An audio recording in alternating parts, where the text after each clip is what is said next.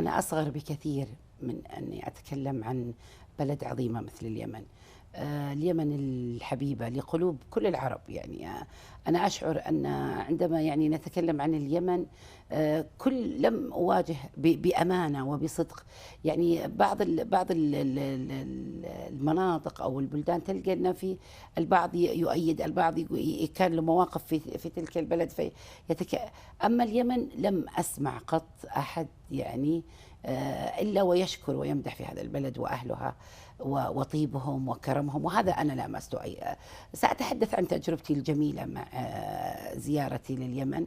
كانت في 1996 بدأت دراسة البكالوريوس في جامعة العلوم والتكنولوجيا، الفرع الموجود في السفارة المملكة العربية السعودية هنا في الرياض. فكنت لأني أعمل في وقتها وكنت متزوجة، فكان يصعب علي الذهاب. فوجدت أن السفارة ملاذا جميلا وآمنا في هذه الجامعة. في وجامعة العلوم هي الخيار الأفضل فعلا، لأن كان في خيارات عديدة، لكن العلوم والتكنولوجيا يعني من الجامعات القوية جدا. فالحمد لله كنت يعني من منسوبيها.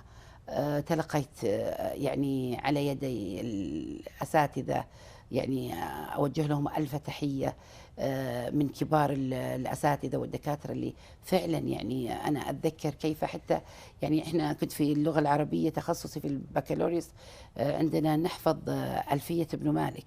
وأتذكر كيف كان الدكتور يساعدنا في عملية الحفظ. كنا نقول كيف سنحفظ كل ألفية في هذا. يعني كان يعني ممارسات تربوية رائعة تلقيناها في تعليمنا الجامعي في جامعة العلوم والتكنولوجيا. بعدها يعني طموحي ولله الحمد، وخصوصا الحمد لله نحن في أيضا في المملكة العربية السعودية بلد يعني حاضن للتعليم وتعمل ومشجع. وتستزيد ويشجع، يعني نعم. فعلا يشجعك على ذلك. فقررت أن أكمل دراستي للماجستير. وقتها نصحني أحد الدكاترة اللي كانوا معي في جامعة العلوم والتكنولوجيا بالجامعة الوطنية. ليش ما حضرتي في جامعة العلوم؟ لأن الجامعة الوطنية كان فيها دكتور.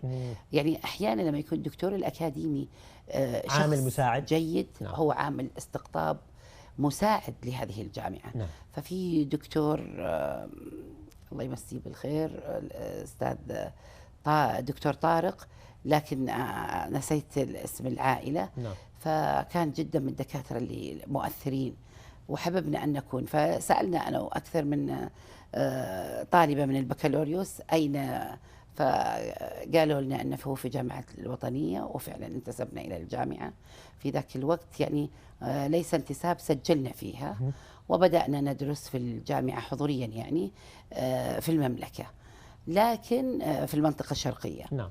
لكن في ذلك